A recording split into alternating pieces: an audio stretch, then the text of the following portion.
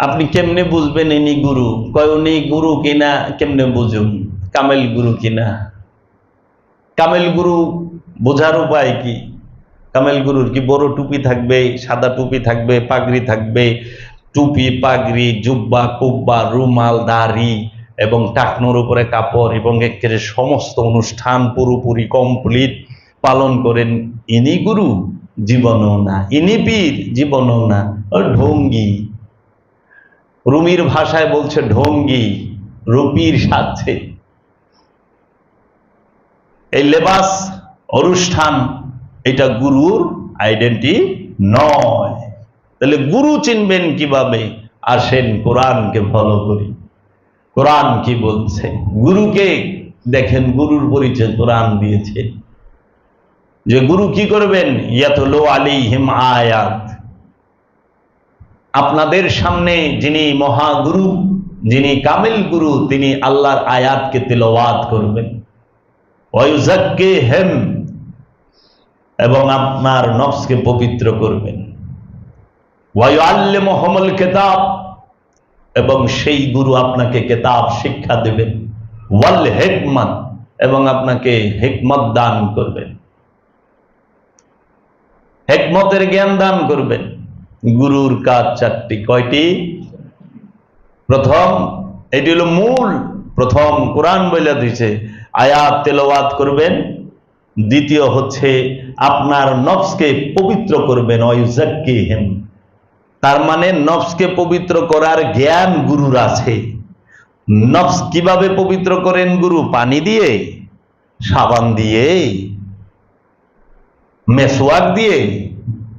না, মেসওয়াক, পানি, সাবান দিয়ে গুরু নফসকে পবিত্র করে না। গুরু নফসকে পবিত্র করে তাসাব্বুর দিয়ে, গুরুর রূপের ধ্যান করতে হবে। কারণ গুরু ওয়াজহুল্লাহ, গুরু আল্লাহর চেহারা।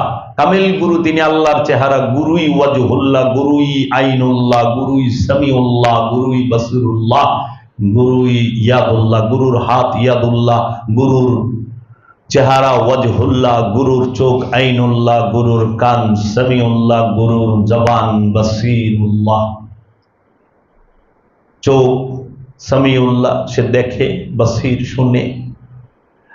এই গুরুর চোখই আল্লাহর চোখ, গুরুর দৃষ্টি আল্লাহর দৃষ্টি, গুরুর জবান আল্লাহর জবান, গুরুর কর্ণ আল্লাহর কর্ণ, গুরুর নাক আল্লাহর নাক, গুরুর হাত আল্লাহর হাত।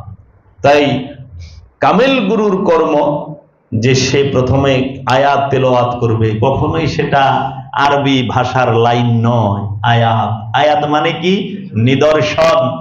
কার নিদর্শন? আয়াত। আল্লাহর নিদর্শনকে বলা হয় আয়াত। আল্লাহর নিশানি, আল্লাহর নিদর্শন। আল্লাহর নিদর্শনকে, আল্লাহর নিদর্শন পূর্ববর্তী সকল ওলি আল্লাহ, নবী, রাসূলগণ, এরা হচ্ছে আল্লাহর নিদর্শন। এই আল্লাহর নিদর্শনকে বর্ণনা করবে যিনি কামেল গুরু, তিনি তার পূর্ববর্তী যত কামেল গুরু আছেন, নবী, রাসূল আছেন, সবার বিষয়গুলোকে আপনাকে জানাবে। তারপরে আল্লাহর কামেল ওলি কি করবেন? গুরু কি করবেন? ওয়ায়ুযাক্কিহিম, আপনার নফসকে পবিত্র করবেন। নফস কোথায় থাকে? দেহের ভিতরে। নফস দেহের বাইরে না। নফসের কোনো হাত পা নাই, নফসের কোনো অঙ্গ প্রত্যঙ্গ নাই। অঙ্গ প্রত্যঙ্গের সৌষ্ঠবের উপরে নফসকে বসিয়ে দেওয়া হয়। নফস নিরাকার, নফসকে ধরা যায় না, নফসকে বাঁধা যায় না। নফস প্রাণ নিরাকার, আকারের উপরে নিরাকার বৈশা রয়েছে। 18 মুকামের ঘরে জ্বলছে এক নূরের বাতি, এ বড় আজব কুদরতি, এ বড় আজব কুদরতি। 18টা মুকামের উপরে একটা বাতি, সেই প্রাণ জ্বলতেছে। দেখতে বাতি উজালাময়, দেখতে যদি কার বাসনা হয়, যদি বাসনা থাকে যে এই প্রাণকে দেখবেন, জানবেন, চিনবেন, তাহলে এই দেহে যতকাল প্রাণ আছে এই এতকালই সাধন ভোজন করতে হবে, পরে করলে আর হবে না। কারণ বসতি অন্ধকার হইলে আর আলো দেখা যাবে না। এর জন্য নফসের কোনো অঙ্গ প্রত্যঙ্গ নাই, নফস নিরাকার, দেহ আকার। এই দেহটা 3.5 হাত এই হাতের। দেহের মাপ সুতা দিয়া, সমলি দিয়া নিতে পারবেন, আমার প্রাণের মাপ নিতে পারবেন? যে প্রাণ দেহ থেকে বের হয়ে যাওয়ার পরে দেহটা মৃত বলে ঘোষণা করা হলো, এই দেহ মরা, এই দেহ মৃত্যুবরণ করেছেন, এই দেহ সে লাশ হয়ে গেছে, এই দেহের মধ্যে জাবের আর নাই, জাবের মারা গেছে। যখন পড়বে ইন্না লিল্লাহি ওয়া ইন্না ইলাইহি রাজিউন, নিশ্চয়ই আল্লাহ হতে এসেছিল, আবার আল্লাহর মধ্যেই ফিরত চলে গেছে। তাহলে এই দেহের মধ্যে যে 80টা বছর, 70টা বছর, 60টা বছর, 50টা বছর, 40টা বছর বৈশা রইল, কে রইল, কে খাইলো, কে ঘুমাইলো, কে দেখলো, কে শুনলো, কে বললো, খোঁজ নিলাম না। এই নফসে দেখছে, নফসে খাইছে, নফসে শুনছে, নফসে সমস্ত কিছু করছে। কি দিয়া করছে? হাত দিয়া নফসে ধরে, চোখ দিয়া নফসে দেখে, কান দিয়া নফসে শুনে, নাক দিয়া নফস নিঃশ্বাস নেয়, নিঃশ্বাস ছাড়ে, মুখ দিয়া নফস বলে, মুখ দিয়া নফস খায়, জিহ্বা দিয়া নফসে স্বাদ নেয়, পা দিয়া নফসে দাঁড়ায়, পা দিয়া নফসে হাঁটে, পা দিয়া নফসে দৌড়ায় এবং প্রকৃতির ডাকে সাড়া দেয়।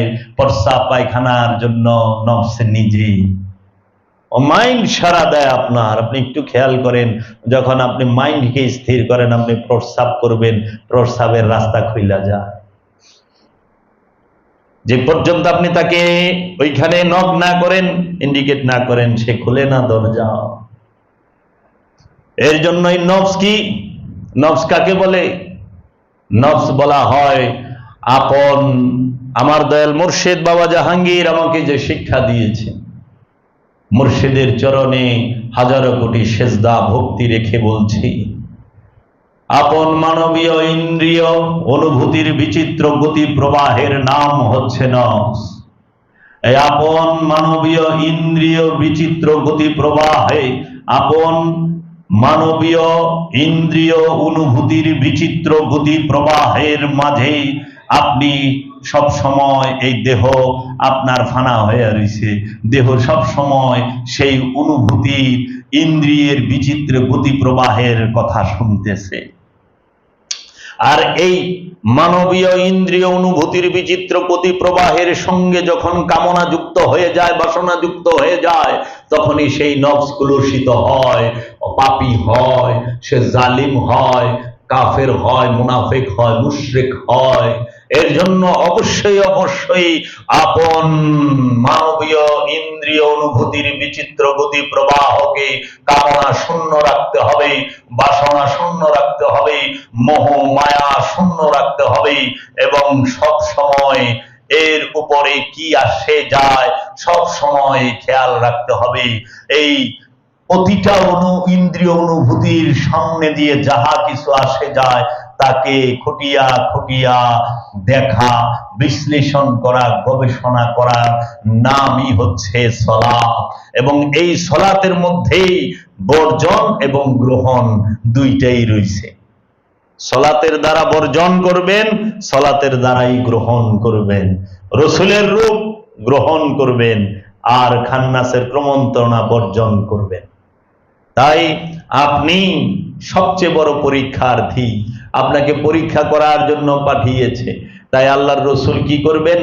যিনি কামেল গুরু হবেন তিনি পবিত্র বস্তুকে হালাল করে দিবেন, অপবিত্র বস্তুকে হারাম করে দিবেন এবং আপনার পিঠের উপরে যে বোঝা আছে সেই বোঝাকে অপসারণ করে দিবেন। পিঠের উপরে কিসের বোঝা? কি সেই বোঝা? যে পিঠের উপরে যেটা আমি ভার বহন করে চলেছি। তাই আপনাকে যদি বুঝতে হয়, অবশ্যই অবশ্যই আপনার মুর্শিদের কাছে যেতে হবে। মুর্শিদের কাছে কিভাবে যাবেন? ওই যে বললাম কামেল গুরু চিনার উপায়।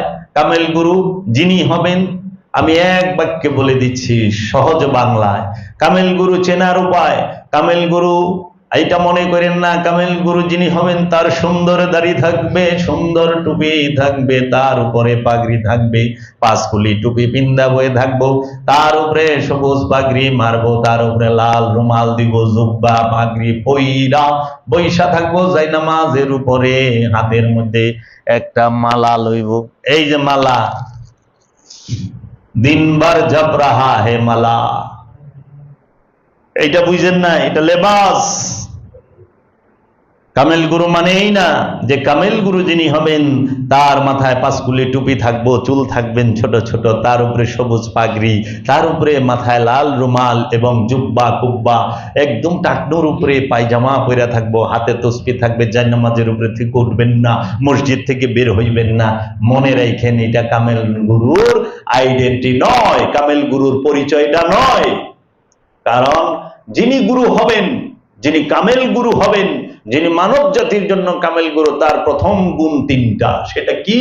সে প্রথম হবে অসাম্প্রদায়িক, সে হবে ধর্মনিরপেক্ষ, সে হবে সার্বজনীন। যিনি সার্বজনীন নয় তিনি গুরু নয়। গুরু যিনি কামেল গুরু তিনি হবেন সার্বজনীন, অসাম্প্রদায়িক এবং তিনি ধর্মনিরপেক্ষ। ওই সূর্যের মতো, এই জমিনের মতো, ওই বাতাসের মতো, ওই সাগরের মতো সবাইকে সার্বজনীন। সার্বজনীনতা হচ্ছে কামেল গুরুর মূলই। তারপরে কামেল গুরুর কি পরিচয়? কোরআন বলতেছে যিনি কামেল গুরু হবেন, যিনি আপনার রেহনুমা, রাহবার, রেহনুমা মানে পথ প্রদর্শক, রাহবার, যিনি আপনাকে পথ দেখাবেন, যিনি আপনার যে নেতা, ইমাম, তিনি, তার গুণ কি? সে হবেন কামেল গুরু। যিনি হবেন তাই তিনি হবেন সর্বপ্রথম সার্বজনীন, ধর্মনিরপেক্ষ এবং অসাম্প্রদায়িক। কামেল গুরু যিনি হবেন তিনি আপনাকে আয়াত তিলাওয়াত করে শোনাবেন। কামেল গুরু যিনি হবেন তিনি আপনার নফসকে পবিত্র করবেন। কামেল গুরু যিনি হবেন তিনি আপনাকে কেতাব শিক্ষা দেবেন। কেতাব মানে বই না, আরবি ভাষা না। কেতাব তখন যখন কেতাবের কথা বলা হয়েছে, আমি মুসাকে কেতাব দিয়েছি, ঈসাকে কেতাব দিয়েছি, আল্লাহ বলতেছে আমি ইব্রাহিমকে কেতাব দিয়েছি, মুসাকে কেতাব দিয়েছি, ঈসাকে কেতাব দিয়েছি, সমস্ত নবী রসুলকে আল্লাহ কেতাব দিয়েছেন। যে নবী রসুল, যিনি রসুল এবং নবী, সেই কেতাব প্রাপ্ত। তাহলে কেতাব যাকে দিয়েছেন, কেতাব মানে কখনোই বাইন্ডিংকৃত বই নয়। কেতাব মানে কখনোই এরকম বাইন্ডিংকৃত কোরআন নয়, আরবি ভাষার কোরআন নয়, ভাষার নয়। কেতাব আল্লাহর নূর, আল্লাহর নূরের সেই কেতাব। আগে জানা, যখন আল্লাহ কেতাবের কথা বলছে তখন এরকম বাইন্ডিংকৃত ভাষায় বই লেখা হয় নাই। তাওরাত দেওয়া হয়েছে মুসাকে, ইঞ্জিল দেওয়া হয়েছে ঈসাকে, জবরুদ দেওয়া হয়েছে লূত আলাইহিস সালামকে, মহানবীকে দেওয়া হয়েছে কেতাব। মহানবী কেতাবও প্রাপ্ত, কোরআনও প্রাপ্ত। মহানবী কেতাবও প্রাপ্ত, কোরআনও প্রাপ্ত, মহানবী ফুরকানও প্রাপ্ত। মহানবী ফুরকানও পেয়েছেন, কেতাব পেয়েছেন, কোরআন পেয়েছেন এবং কাউসার পেয়েছেন। একটু খেয়াল করেন, আল্লাহ বলছেন হে আমার হাবিব, আমি আপনাকে কেতাব দিয়েছি, যে কেতাবে কোনো প্রকার সন্দেহ নাই, নির্ভুল কেতাব, নিঃসন্দেহ কেতাব, কোনো সন্দেহ নাই। লা রাইবা ফি হুদাল লিল মুত্তাকিন, মুত্তাকির জন্য হেদায়েত হচ্ছে কেতাব, মানুষের জন্য হেদায়েত হচ্ছে কোরআন, মানুষের মিলন কেন্দ্র হচ্ছে কাবা, পুরানা ঘর। ওয়া ইজআলনা বাইতা মাসাবাতাল লিন-নাস, আমরা মানব জাতির মিলন কেন্দ্র হিসেবে ওই ঘরটিকে নির্বাচন করেছি। দেখছেন, মানব জাতির মিলন কেন্দ্র। ইন্না আউয়ালাল বাইত হুদিয়া লিন-নাস লাল্লাযী মিনাল বাক্কা, আল্লাহ বাক্কার মধ্যে মসজিদুল হেরেমকে রেখেছেন। মক্কায় না, মক্কা শব্দের অর্থ হলো পানিবিহীন স্থান। বাক্কা মানে হলো জল, যে স্থান কান্না করে তাকে বলে বাক্কা। আর বাক্কার মধ্যেই আছে মসজিদুল হেরেম। মসজিদুল হেরেম মক্কায় না, মক্কা মানে যে স্থানে পানি নাই, বাক্কা মানে যে স্থান কান্না করে। কোন স্থান কান্না করে? মসজিদুল হেরেমের সামনেই জমজম। পানি উঠছিল না নিজের থেকে, না চাইপা উঠাইছিলেন?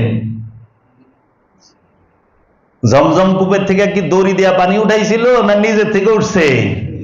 যে স্থান কান্না করে তাকে বলে বাক্কা, আর যেখানে পানি নাই তাকে বলে মক্কা। আর বাক্কার মধ্যেই আছে কি? মসজিদুল হেরেম। এর জন্য বাবাজি মনে রাখতে হবে যে আপনারা, আমরা যে কিতাবকে মনে করতেছি এই কিতাব, এইটা ভাষার কাগজ কালির বাইন্ডিং এ, কিন্তু আল্লাহ যে কিতাব পাঠাইছে সেই কিতাব কেউ ছাপাইতে পারে না। কিন্তু এই কিতাব কিন্তু মানুষ ছাপায়, প্রেসে ছাপায়, মানুষ লেখে, কলম দিয়া লেখে, কালি দিয়া লেখে। কিন্তু আল্লাহর কিতাবকে আল্লাহর কিতাব পাঠ করলে হেদায়েত লাভ করে। আল্লাহর কিতাব পাঠ করলেই হেদায়েত। আল্লাহর কিতাব স্পর্শ করতে যে গেলে পবিত্র হইতে হবে। পবিত্র না হইয়া কিতাব কোরআনকে স্পর্শ করা যায় না। কিতাব বুঝতে চান, পবিত্র হইতে হবে। সেটা কোন পবিত্র? হাত মুখ দিবেন পানি দিয়ে, পানি দিয়ে পবিত্র হওয়া যায় নাকি? পানি দিয়ে পরিষ্কার হওয়া যায়? পবিত্র হইতে হয় কিতাবের ধ্যান করে। এর জন্য পবিত্র হইতে পারলে আপনি কিতাব বুঝবেন। আপনি তো পবিত্রই হন নাই, কোরআন বুঝবেন কোথা থেকে? কোরআন বুঝতে হইলে পবিত্র হইতে হবে। লা ইয়ামাসসাহু ইল্লাল মুতাহহারুন, কেউই স্পর্শ করতে পারে না পবিত্র হওয়া ব্যতীত এই কোরআনকে। তাই আপনারা যারা এই কিতাবকে মনে করতেছেন বাইন্ডিংকৃত পুস্তক, এই কিতাবের শেষ আছে? আল্লাহর কিতাবের শেষ আছে? আল্লাহর কিতাবের তো শেষ নাই। এটা ৬২৩৬ আয়াত পর্যন্ত শেষ, মতান্তরে ৬২৬৬ আয়াত, ৬২৩৬ নয় ৬৬৬৬, এই তো মতভেদ আছে। এই তো সে, কিন্তু কিতাবের কি শেষ আছে? অথচ এই কোরআনই বলতেছে সূরা লুকমানের মধ্যে সমস্ত পৃথিবীর সমস্ত পানিগুলোকে কালি বানাও, গাছগুলোকে কলম বানাও, দাও এই কোরআনের তাফসীর লিখে শেষ করতে পারবে না। শুধু তাই না, ৭ বার পানিগুলোকে কালি বানাও, ৭ বার গাছগুলোকে কলম বানাও, তাও তুমি এই তাফসীর লিখে শেষ করতে পারবা না। এটা এত বিজ্ঞানময় এবং এত গভীর দর্শনের কিতাব। সেই কিতাব কোন কিতাব? নূরি কিতাব। আসল নূরি কিতাবকে আল্লাহর রাসূল মুহাম্মদ সাল্লাল্লাহু আলাইহি ওয়াসাল্লাম। আসল কিতাবকে আদম আলাইহিস সালাম, আসল কিতাবকে ইব্রাহিম আলাইহিস সালাম। সমস্ত নবী রাসূলগণই আল্লাহর আসল নূরি কিতাব। এই নূরি কিতাব যে পাঠ করেছে সেই হেদায়েত লাভ করেছে। আর এই কিতাব পড়ে অনেকে ব্যবসাও করে, এই কিতাব পড়ে অনেকে মাল পানিও কামায়। আবার এটা ছাপায়ও, কিতাব ছাপায়ও বাড়ি গাড়ির মালিক হইছে না? কিতাব বিক্রি করে লাভ খাইতেছে না? তো কিতাব বেচন যায় নাকি? কিতাব কেনা যায় কোনোদিন? কিতাব বিক্রিও করা যায় না, কিতাব কেনা যায় না। কিতাব প্রতিচ্ছবিকে কেনা যায়। আর ইয়া মুহাম্মদ রোজ আজল সে, ইয়া মুহাম্মদ রোজ আজল সে